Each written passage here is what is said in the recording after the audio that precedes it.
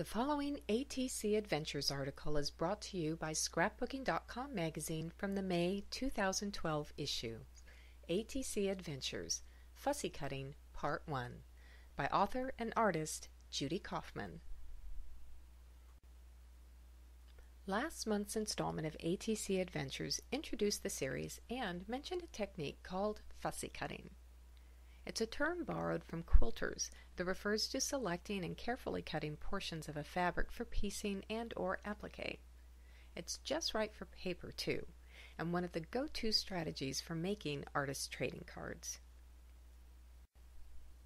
Because the size of an ATC is always 2.5 by 3.5 inches, the fastest way to fussy cut paper is to cut a window in a piece of cardstock, or use a 2.5 by 3.5 inch acrylic block as a viewfinder. Move your window or block around the paper until you find the section or sections you want.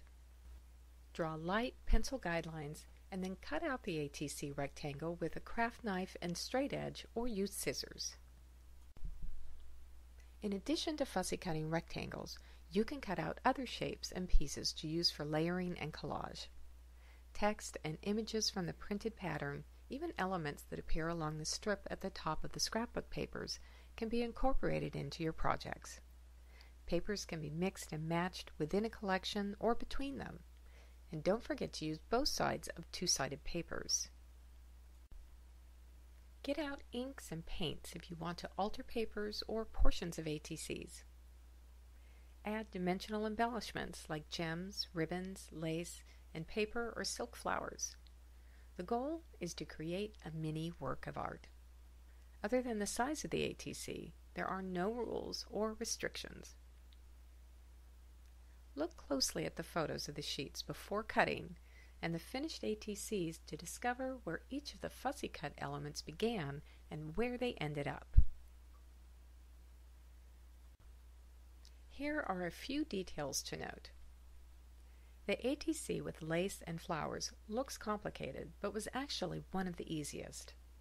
By cutting around the head with a craft knife, it was easy to tuck in the flat piece of lace.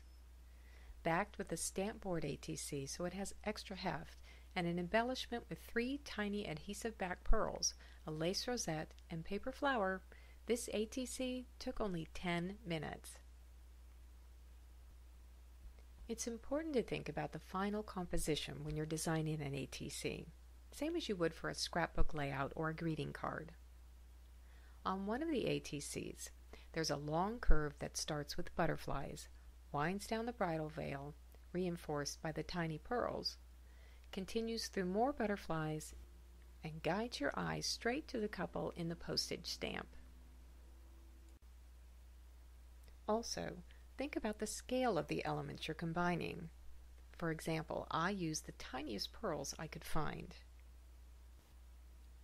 Though the pattern may be difficult to see in the photo, the narrow border around the horizontal rectangle with 3 ladies in hats is cut from the back of one of the papers, as is the vertical rectangle behind the women with umbrellas. A complete list of supplies for these projects can be found by clicking on the step-by-step instructions link within the online version of this article. To find the products featured in this article, check with your local scrapbook retailer. Browse our premier retail stores for coupons to a store near you. We hope you enjoyed this article from Scrapbooking.com magazine. For more creative inspiration, be sure to check out all of the great articles and projects in this month's issue.